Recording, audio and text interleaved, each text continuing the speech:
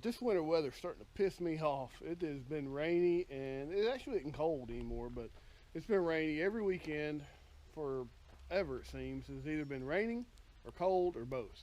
And I don't mind the snow as much. We did get a little bit of snow, but we're still going to do some stuff today. Rain be damned. I'm going to go out here and do some stuff. This Jeep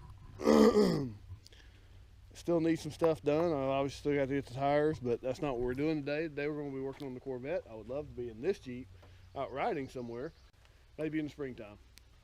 So one of my favorite things I've done to this Jeep has been these lights. These lights are bright as hell. They are light years ahead of what was on the Jeep. And these are just cheap Chinese LEDs, but they throw out 10 times more light than the standard halogen bulbs that was in this Jeep. And it has really helped out nighttime driving. I can't say enough about these lights. That being said, generally lights prior to 2010, 2012 have all been that bad. I mean, look at this Jeep's lights. They gotta be replaced too. That's terrible. But what's probably the worst car I have for lights is the Corvette. The Corvette is terrible. Oh my God, I might as well be holding two flashlights out the window trying to see. It's abysmal. I've seen brake lights put out more light than the headlights on these Corvettes. And they're just two single halogen bulbs, very similar to these. Not even as good as these, but it's very similar to these. So we're going to replace those. And you don't see those replaced a lot in Corvettes. You see people replace the headlight assemblies because they won't go up and down anymore. Mine go up and down okay, but I'm not going to spend $200, $250 on nice replacement assemblies that cause them not to go up and down. They make fixed LEDs that will go in there to look good, but I'm not doing that. All my car builds are cheap builds, and this one will be no different. So I do have a cheap solution. It's something I don't see many Corvette owners do because I think they think it's sacrilege, or they don't like it. They think that it cheapens the Corvette or whatever. But I just want it to perform better. Hopefully that's not too close. You can see what I did here. I've got some cheap LED lights to replace the 6054 halogen lights that are in that Corvette. These were $50 for the set on Amazon. They were shipped from the United States, but they are straight from China. I will put the description of the company or the company's name in the description of the video because I don't see it here and I don't remember what their name is. Let's see if it's on any of the packaging. Nope, it's not in any of the packaging anywhere. So I will find out. You can see they say DOT, SAE. That's just stamped on there. I don't think that means anything. I don't think they actually went through the process of getting these DOT approved or whatever. Plus, that really don't matter. Headlights are headlights. No one's stopping you and saying, oh, those are unapproved headlights. No one's inspecting your car, at least in Georgia. I don't know. I've heard some horror stories about Pennsylvania and New Jersey and California, but not in Georgia. They could care less. They don't even check to see if your lights work.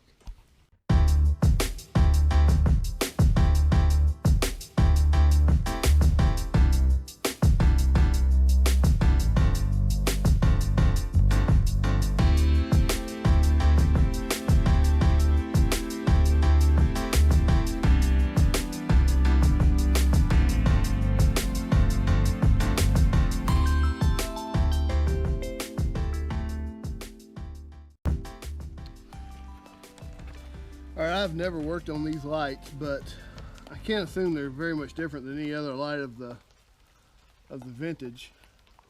Needs to be cleaned. Whoever washed this car last, it wasn't me. Didn't flip the headlights up and wash them.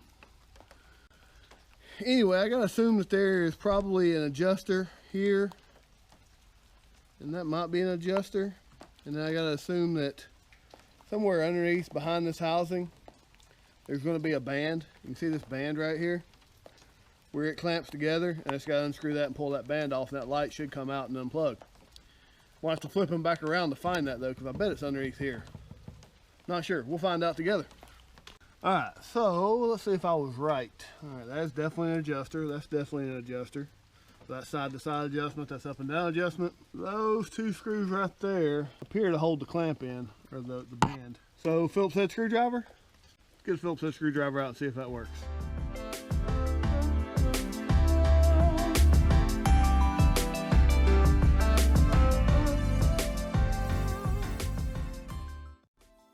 I'd like to say surely they don't make it where you have to take this housing off to get to it, but never say never.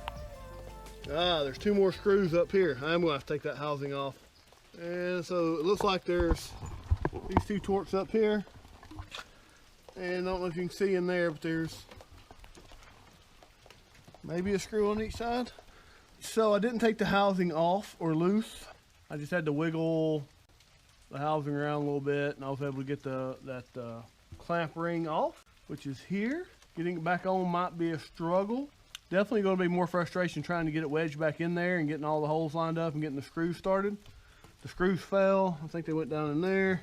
There's one there, there's one there. I'll have to get my little grabber and get those out.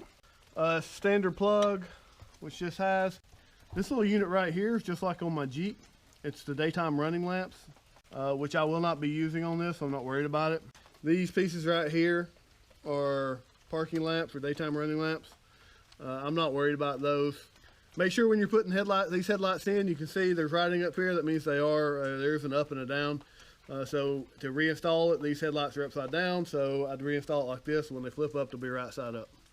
All right, so I dropped a couple little screws down in the headlight housing. I couldn't get them out, so I had to take the adjuster housing, I guess what this is called, out. It's nasty. It's got a little bit of rust on it. I'm going to clean it up and paint it. Probably do both sides. Might as well do that while you have them apart. I wanted to put the light in the adjuster housing and then put it all back in, but there's a spring that latches onto this top corner right here that keeps tension to where it doesn't go up when you push the adjusters down. I won't be able to, with the light in the way, I can't get that spring back on, so I've got to put this back on, then try to get the housing back in. I haven't looked online to see what the proper way of changing these headlights are. This can't be the easiest way. I got to assume that you take this plastic piece off, which is just, from what I can tell, is just 2 Torx screws up here and a Torx screw or a Phillips head down here. But I've already went this far with it now, and I want to go ahead and get this cleaned up and get it back to where it needs to be. If you don't do anything else when you're cleaning up cars and stuff, as you take things apart, get them cleaned up. That way they last longer. That way you go ahead and get the corrosion knocked off of them. Don't have that big of an issue down here, but definitely in other places it would be a big deal. Some people just like to slap paint on it. That's not right. You can see where the previous owner slapped some undercoating paint on here and painted the shock. That's just a cheap BS way of doing things. Don't do that. It's at best crappy, and it's at worst dishonest if you're trying to sell the car. All right, while we're waiting on that headlight bucket to dry, I am going to go ahead and take this thing apart, because this obviously, it's clear to me that this piece has to come off in order for this to be a simple job. I can see that there's a screw on this side, as I said, and a screw on this side and 2 screws up here. I do know that this little thing right here allows you to move the headlight in case your headlight motor goes out. So I'm going to turn that until this thing starts tilting. And when it's, whoops, as you can see, it's moving. That's going to give me access to those screws. I really didn't think that you'd have to take that whole housing off, but whatever. Good job, GM. So now I have access. So 2 Torx, 2 Phillips heads on the side, and that should be it. I should be able to take this whole piece off. I'll clean it real good, probably put some wax on it. There are adjusters on here, just as an FYI. This adjuster causes this to be flat or not, so when that goes back and falls into place. So if these aren't quite flush as far as the outside is concerned, that's the adjuster you'll need to turn. If the headlights are flipped the other way and they're not flush when they're on, then this is the adjuster you'll need to adjust, because this flips over and hits the bottom of the hood down here and doesn't let the light go any further.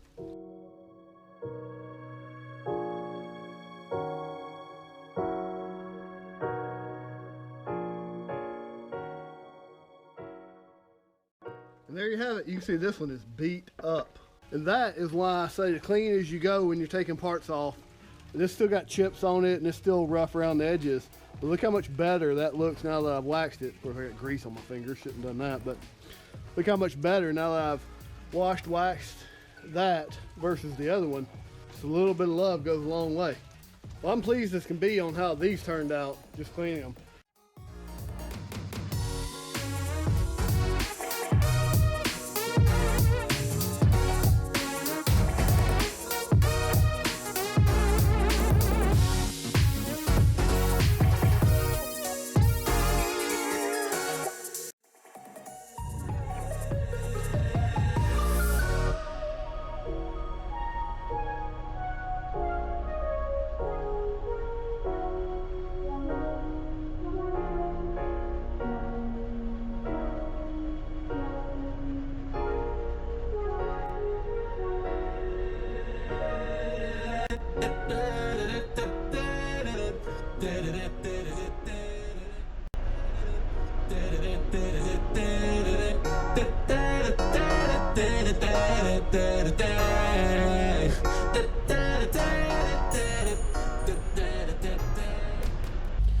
Guys, there you can see the lights, man. They are freaking awesome.